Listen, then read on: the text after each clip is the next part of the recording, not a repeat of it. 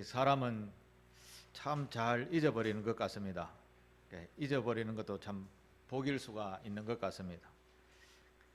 제가 며칠 전에 몇 년 동안에 한 번도 보지 못했던 분을 우연히 길에서 만나서 인사를 했습니다. 그런데 갑자기 그분의 이름이 생각이 안 나는 겁니다. 참 당황을 했습니다. 혹시 여러분들도 혹시 그런 경험이 없으십니까? 독일의 심리학자 헤르만 에빙하우스라는 분이 사람은 망각의 동물이다 라고 정의를 했습니다. 그가 16년 동안 인간의 망각에 대한 연구를 진행했는데, 그의 논문에 따르면 인간은 10분 후부터 잊어버리기 시작하고 1시간 뒤에는 50%를 잊어버린대요. 그리고 하루 뒤에는 70%, 한 달 뒤에는 80%를 잊어버리게 된다라고 합니다. 사람이 아무리 뛰어나다 하더라도 인간의 기억력은 선천적으로 한계를 가지고 있다라고 할 수 있겠습니다. 여러분은 어떤지 모르겠습니다만 이번에 논문에 따르면 거의 80%는 그냥 잊어버린다라는 것입니다. 사실 이 잊어버린다라는 것은 나쁜 것만이 아니죠.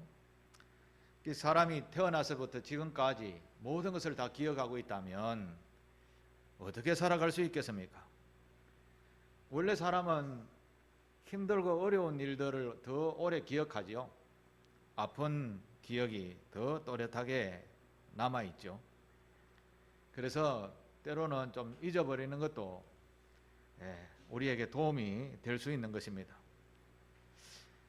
그런데 문제는 이런 잊어버림이 이 사회라는 즉 나라라는 이 집단적 공동체에도 적용이 된다라는 것입니다. 집단적 망각이라고 하는데, 예를 들어서 6.25 전쟁이 72년 정도 지났죠. 그런데 우리는 이 전쟁은 잊어버리지 않아야 됩니다. 전쟁이 얼마나 참담한가를 우리는 절대 잊지 말아야 하죠. 왜냐하면 그 전쟁이라는 것은 완전한 파멸입니다. 요즘 우크라이나 전쟁을 이렇게 뉴스 같은 것을 보면서 미사일이나 이 전쟁하는 이 무기들을 통해서 부셔지는 것을 보면 거의 사람이 살 수 있는 곳이 아니죠. 그런데 72년 전에 우리나라가 지금보다 더 폐허였다고 합니다.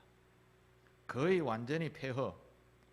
그런 폐허를 우리나라 지금 백성들과 또 저보다도 좀 더 어린 분들에게는 생각하지 않으려고 하는, 의도적으로 잊어버리려는 이런 성향이 나타나는 것 같습니다. 예로부터 나라와 민족들은 이런 망각, 잊어버림을 방지하기 위해서 기록이라는 것을 해왔습니다. 그것을 우리는 역사라고 부르죠. 역사 공부는 매우 중요합니다. 왜냐하면 반복해서 그런 어리석은 길을 걷지 않아야 되거든요. 역사 공부를 조금 더 깊이 하게 되면 우리 선조가 조금만 더 이렇게 했으면 이라는 생각이 얼마나 많이 드는지 모릅니다. 사람들이 조금만 더 이렇게 안 했으면 라는 생각이 아쉬울 때가 참 많이 있습니다. 배우면서 그렇게 나는 그런 어려움 속에 다시는 반복해서 생활하지 않는다 라는 교훈을 받는 것이 바로 역사 공부인 것이죠. 오늘 우리가 신명기서라는 성서를 읽었습니다. 이 신명기의 신자는 한문어로 거듭 신자입니다. 반복해서 강조하는 말씀이다라는 그런 뜻이 담겨져 있는 책인데요. 이 책을 기록한 분이 모세라는 분입니다. 이 신명기서의 배경은 이스라엘 백성들이 애굽에서 종살이 하면서 거의 한 200만 명이 종살이를 하다가 모세가 나를 따르라 하면서 이집트를 탈출하는 내용이 바로 출애굽기라는 성경책에 기록되어져 있죠. 성경의 두 번째 책이 출애굽기라는 것인데 바로 이집트에서 이스라엘 백성들이 탈출하는 그런 책이 바로 출애굽기라는 책인데, 그 일들을 쭉 겪고 난 한 40년 뒤에 모세가 자기가 죽기 전에 지나온 세월들을 생각하면서 자기 후손들인 이스라엘 백성들에게 부탁을 합니다. 여러분, 죽음을 앞두고 자기의 가족에게, 자기 후손들에게 남길 말이 무엇이겠습니까? 그때는 가장 그 진리에 가까운 말을 아마 남겨주게 될 것입니다. 모세도 자기 이스라엘 백성들에게 죽음을 앞두고 부탁하는 말, 그야말로 유언의 말, 그게 바로 신명기서입니다. 이스라엘 백성들에게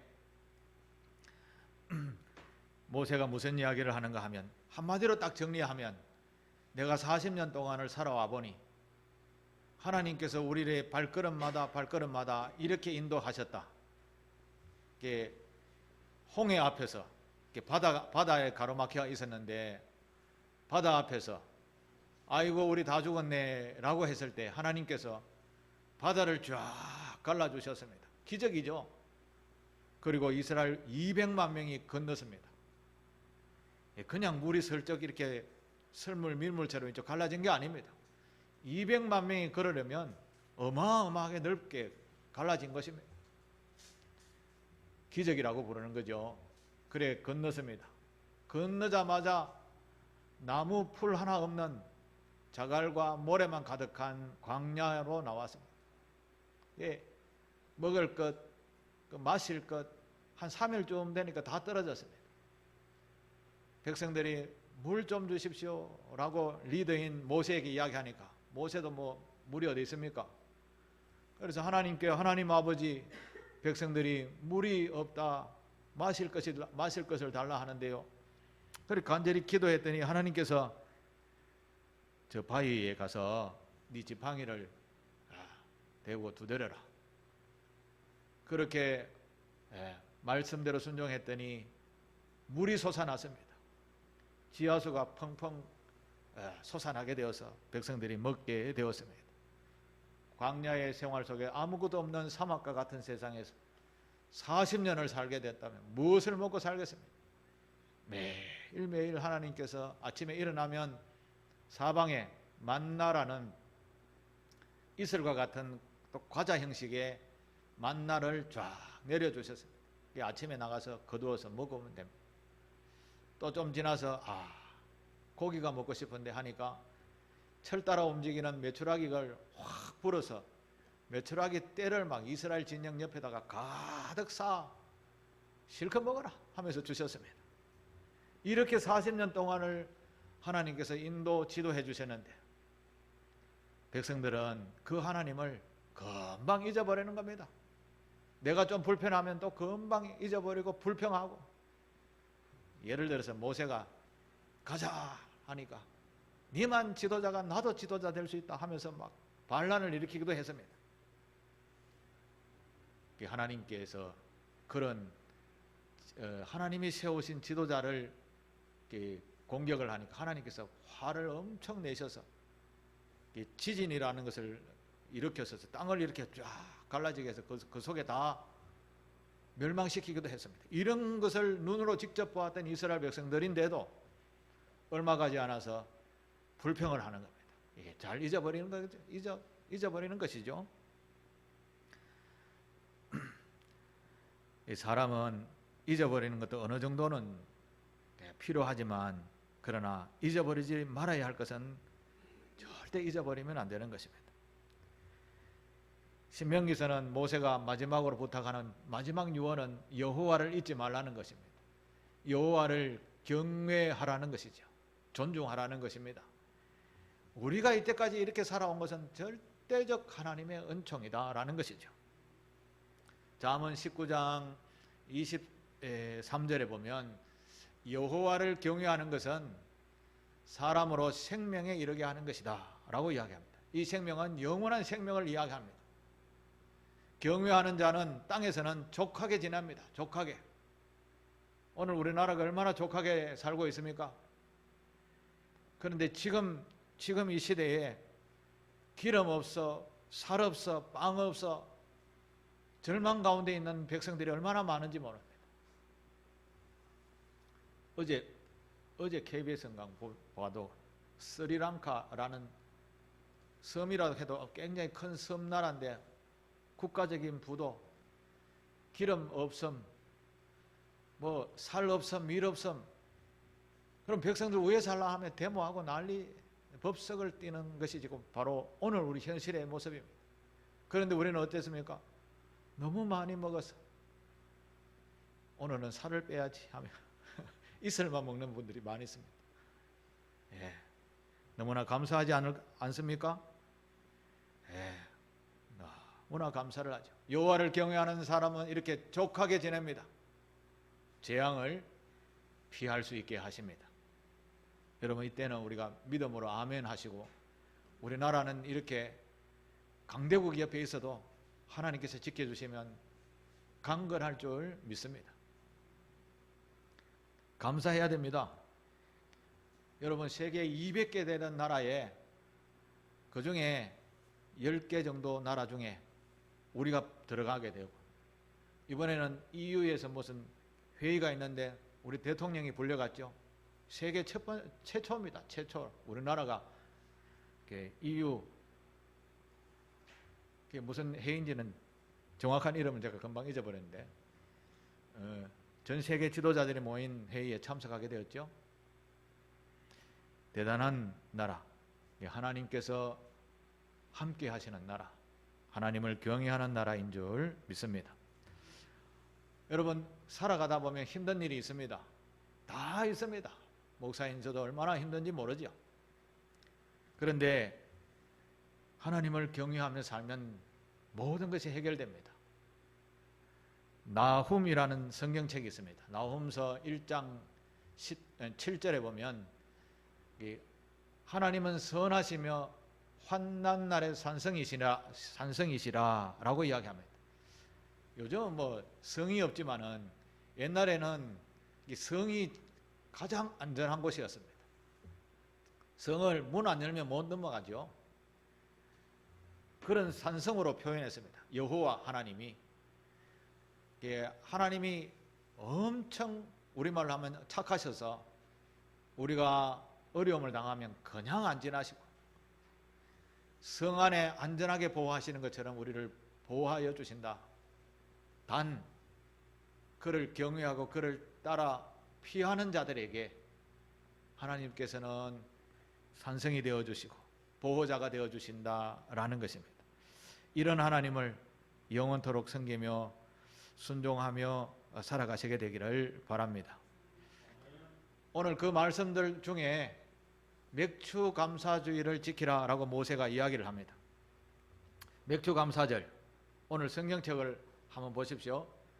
첫 번째 8절에 보면 유월절이라는 이야기가 나옵니다. 무교절이라고 이야기하죠. 무교절을 지키고 난 뒤에 7주를 지나서 그 다음날 이렇게 이야기가 나옵니다. 여러분, 한 주가 7일이고 7일이 7주 같으면 며칠입니까? 7이 우리 손자에게 7이 49. 요즘 손자 국어 다녀온다고 열심히 던데 그 49일 다음째 날이 50일 해서 오순절이라고 부르는 절기가 바로 오늘 우리가 지키는 명절입니다. 하나님께서 이스라엘 백성들에게 6월절을 이제 애굽에서 탈출할 때 기념해서 6월절 무교절이라는 이름을 지었고 지키라 하셨고, 그 다음에 한 해를 시작하고 첫 농사를 지어서 추수할 때 그때를 오순절 해서 다른 말로 77절 하기도 하고, 오늘 우리는 맥추절이라고도 부릅니다. 이름이 좀 많죠? 그런데 같은 날입니다. 77절, 오순절, 오순이라는 말은 수는 열이라는 겁니다. 열이 5개가 되면 오순절, 50일이라는 뜻이죠. 그 다음에 오늘 우리는 맥추절이라고 하기도 합니다. 보리맥자라는 그런 이야기를 우리 조상들이 많이 써서 그런가 맥추감사절이라고 우리가 이야기를 합니다. 이날에 무엇을 하라고 모세가 말씀을 하는가 하면 오늘 본문에 나옵니다. 먼저 하나님께서 너희에게 주신 복을 계수해봐라, 그런 말씀을 합니다. 우리가 살아오면서 지난날에 감사한 일들이 얼마나 많은가를 한번 생각해 보십시오. 우리 교회 자동차가 2015년에서 사서 지금 2022년이니까 7년이 지났습니다. 이제 7년쯤 지나니까 여기저기 삐그덕 들그덕 합니다. 이 7년밖에 안 지났는데 여러분, 저와 여러분들은 몇 년 사용했죠? 거의 뭐 10배, 70년 살고, 저도 벌써 60이 넘었는데 60년 동안 살면서도 아직 팔 고장 났습니까? 밥 먹는데 이상 없죠? 이거 얼마나 감사한지 모릅니다. 병원에 가니까 이래갖고 밥 못 먹는 사람도 많던데. 하나님께서 이렇게 우리에게 주신 복을 계수함 해보면 얼마나 많은 것이 많은지 모릅니다.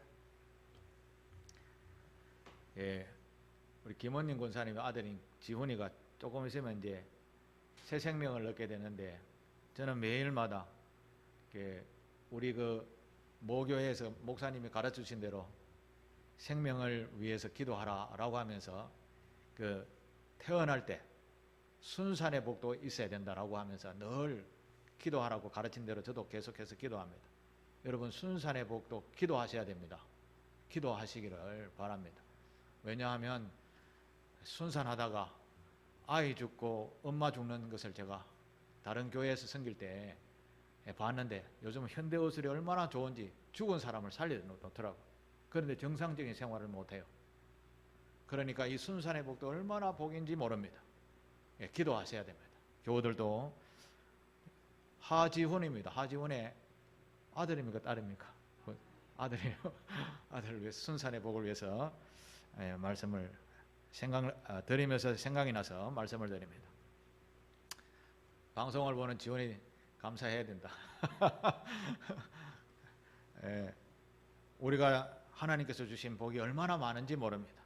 감사하시는 저와 여러분 되시기를 바랍니다. 두 번째로는 모세가 하나 더 언급합니다. 감사한 만큼 우리의 형편에 맞도록 자원에서 예물을 드리라, 그렇게 표현을 하고 있습니다. 이것은 헌금하라는 말이죠. 그 다음 세 번째로는 남녀노소 빈부귀천을 구별하지 말고 함께 먹으며 즐거워하라, 이렇게 가르쳐 주셨습니다. 모세가 120년을 사셨습니다. 120년을 살고 죽을 때가 되었는데도 머리가 총총하셨다 라고 표현했는데, 그분이 이렇게 이야기합니다. 맥추절을 지키되, 방금 말씀드린 대로 이제까지 살아오면서 감사의 제목들을 계수해보고 감사해라, 그렇게 말씀을 합니다. 내가 120년 동안 살면서 하나님을 바라보니 우리가 전적으로 그를 경외하는 것이 우리에게 가장 큰 복이라는 것을 알고 지금 자기 후손들에게 설명하는 것이죠. 그런데 꼭 엉덩이에 뿔난 사람처럼 있는 사람이 있죠. 아니, 내가 열심히 해서 내가 벌어서 내가 잘 살게 되었는데 하나님의 덕이라니요? 이런 분들이 있습니다. 이런 분들은 조금만 생각이 넓어지면 이해를 아마 할 수 있을 것 같습니다. 우리는 지금 글로벌 세상에 살고 있죠. 글로벌 세상이라는 것은 세계화라는 그런 뜻인데, 우리가 생산해서 우리가 먹는 시절이 아닙니다. 예를 들어서 이 마이크 하나는 중국에서 왔는데, 우리가 이게 중국에서 왔는지 중국에서 만든 사람은 저는 아무도 누군지도 모릅니다. 그런데 필요에 따라 여기 와서 쓰임을 받죠.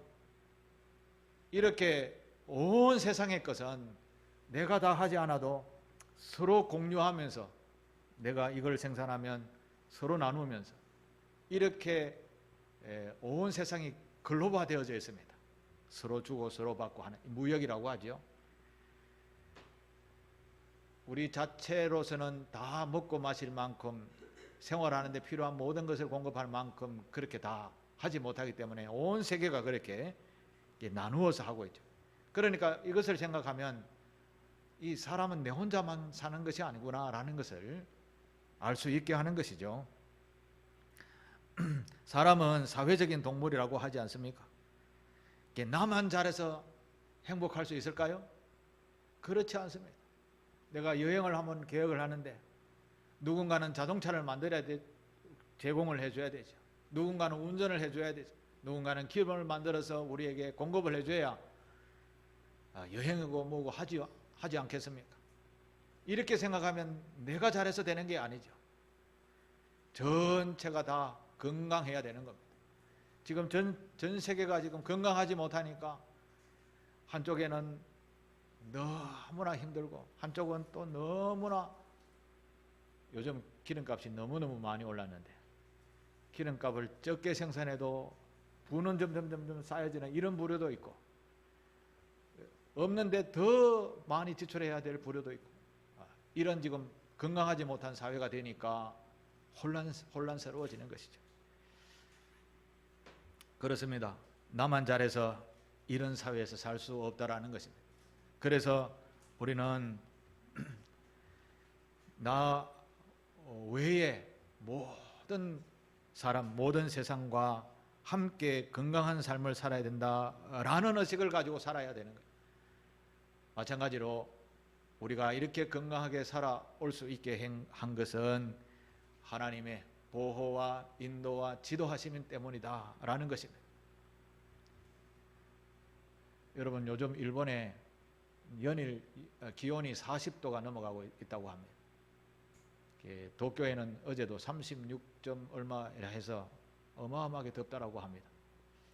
일본 전체가 막 불가마 이런 표현에서 전기 좀 그만 세이소 이렇게 나라에서 하고 있다고 합니다. 전기가 모자라서. 그런데 우리나라는 어떻습니까? 아직 그런 소리를 하지 않죠. 너무나 감사한 환경 속에 살고 있는 것이죠. 하나님께서 주관하시는 세상은 인간이 뛰어넘을 수가 없는 겁니다. 아무리 과학이 발달해봐요. 태풍을 어떻게 조종할 수가 있습니까? 가물어 갖고 돼지가 갈라 쩍쩍하고 사람이 다 죽어가는데도 비 한 방울 오지 아니하는 땅이 있습니다.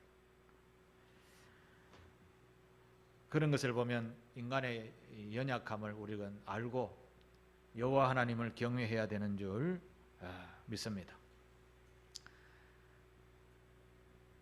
부모님의 언덕을 모르는 사람들을 배은망덕한 사람이라 이렇게 표현을 하죠. 배은망덕한. 우리는 조금 시각을 좀 넓혀보면 하나님으로부터 얼마나 큰 복을 받았는지 모릅니다. 특히 신앙인들은 여호와 하나님 앞에 감사해야 합니다. 오늘까지 먹고 마시고 소화시키고 또 먹고 마시고 소화시키고, 이게 얼마나 감사한지 모르는 거죠.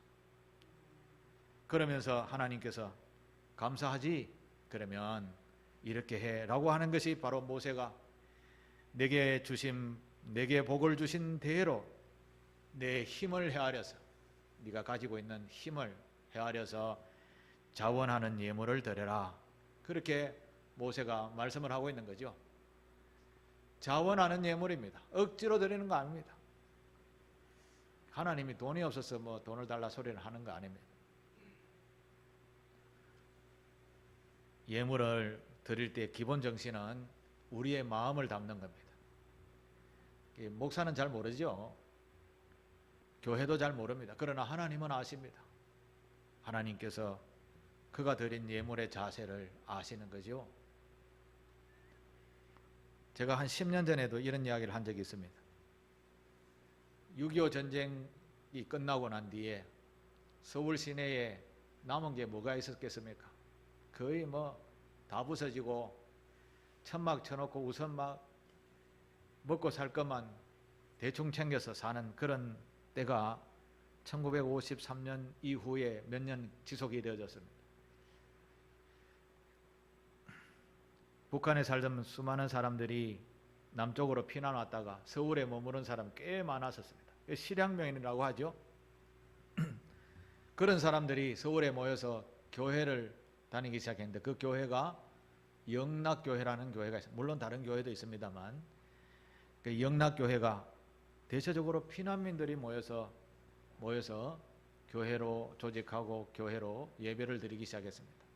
그때 목사님이 한경직 목사님이었었습니다. 여의도 선복음교회를 시작한 조영기 목사님도 처음에는 어떻게 시작한지 아십니까? 학교 운동장에 가면 이렇게 운동회 할 때 보면 이렇게 천막 있죠. 허연 천막 쳐놔놓고 밑에 멍석이라고 합니까? 멍석을 깔아놓고 그렇게 시작했습니다. 혹시 기억나시는지 모르겠습니다만 영락교회도 그렇게 시작했습니다. 조금 사람들이 좀 모이고 하니까 이게 감당이 안 돼서 이제 건물을 하나 짓자라고 하면서 여러분 제가 곰곰이 생각하고 어려운 형편이지만 그래도 교우들의 헌금을 모아서 건물이라도 지어서 예배를 드립시다 라고 하면서 헌금을 드리라라고 했는데 목사님이 어떻게 이야기를 했는가 하면 광고를 이렇게 했다고 합니다. 여러분 다음 주일은 성전 건축 헌금을 하려고 합니다. 여러분들은 열흘치 양식만 남겨놓고 다 헌금하십시오. 이렇게 이야기했다고 합니다. 요즘은 이렇게 이해가 잘 안 되지만 그 당시에는 열흘치 양식만 남겨놓고 헌금을 해라 라고 하셨다고 합니다. 얼마나 어려웠던가를 우리가 가늠해 볼 수 있습니다. 그런데 놀라운 사실은 성도들이 아주 순수하게 그걸 그대로 받아들여서 하나님의 전을 세우는 일에 순종했다라는 것입니다. 그런데 엄청난 기적이 일어나게 되었습니다. 드린 헌금이 교우들이 점점 더 많이 모이게 되어졌고 교우들이 점점 많이 모이게 되니까 헌금도 많이 들어서 건물이 완성이 되어지고 그 헌금을 그냥 두지 않고 이래서는 안 되지 다 전국에 다 부서졌는데 그래서 영락교회는 각 지방 도시마다 영락교회라는 이름으로 교회를 다 세웠습니다. 부산에도 영락교회 있죠? 예, 대구도 있습니다. 그리고 각 지방에 교회를 세우는 이런 일까지 했었습니다. 당장은 헌금 드린 분들의 뭐 생활이 뭐 벼락부자가 이런 건 아니지만 그러나 세월이 지나서 한국 교회 역사의 정리를 해보면 그 교인들의 대부분이 우리나라 부자들의 5% 안에 다 들어갔다고 합니다. 저는 잘 모르겠습니다. 우리나라 5% 부자 5%가 얼마나 되는지 잘 모르고 또 얼마나 가지고 있어야 되는지 모르는데 대부분 다 그 부자의 5% 안에 다 들어갔다라고 합니다.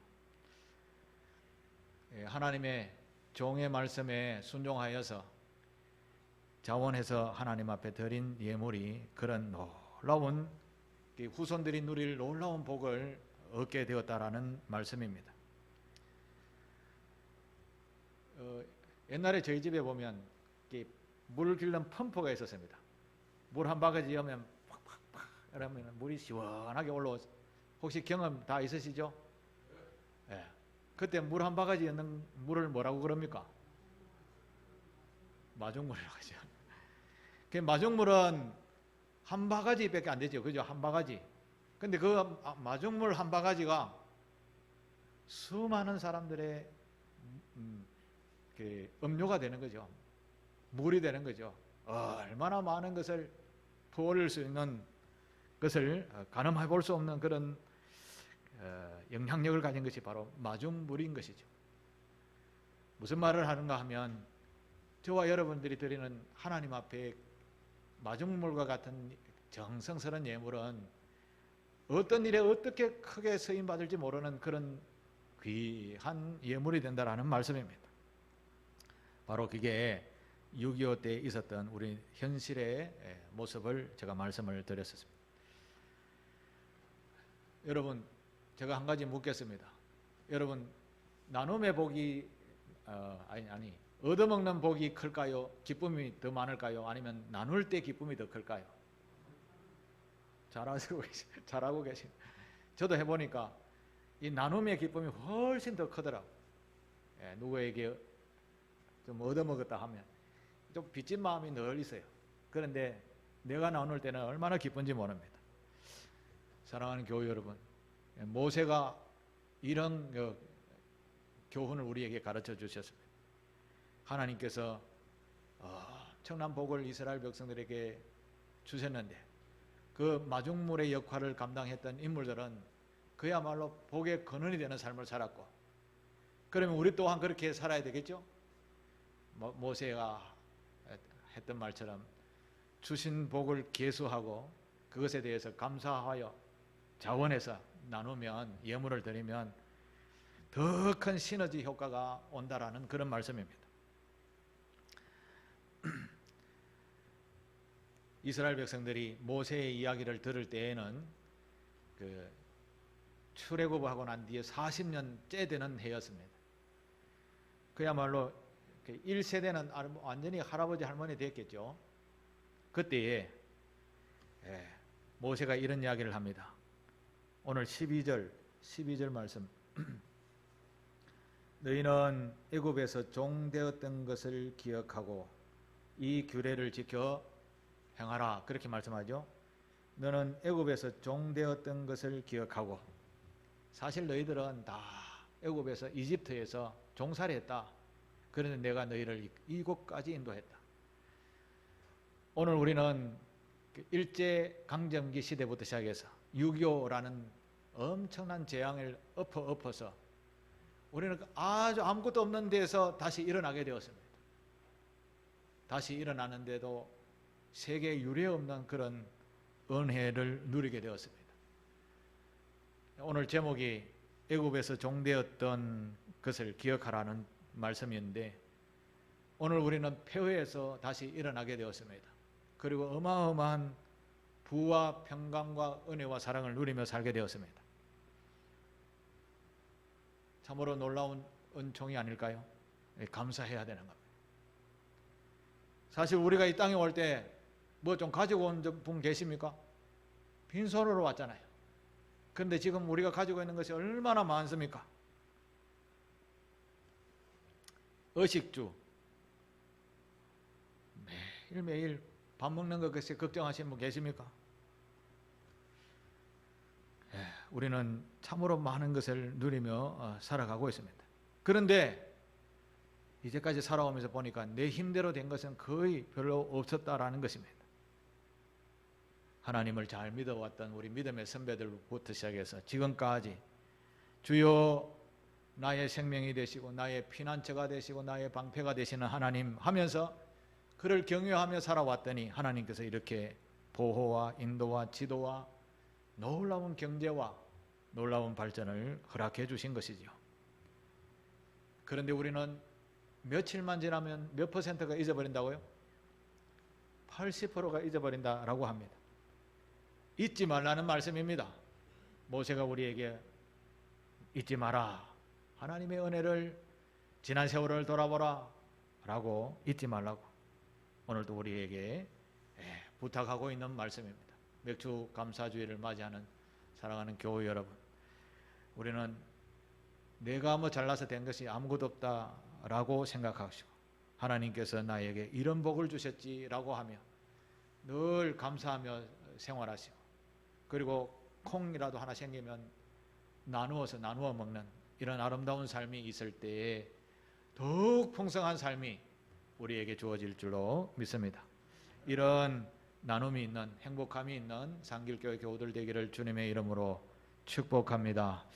기도하겠습니다. 하나님 아버지, 감사와 찬송을 드립니다. 주님 홀로 높임을 받으시옵소서. 우리가 어찌 이런 놀라운 은총 속에 살 수 있게 되었겠습니까? 하나님의 은총이요 하나님의 도우심이며 하나님이 눈동자와 같이 보호해 주신 줄 믿고 감사를 드리며 우리의 예배를 받으시옵소서. 예수님의 이름으로 기도드리옵나이다. 아멘.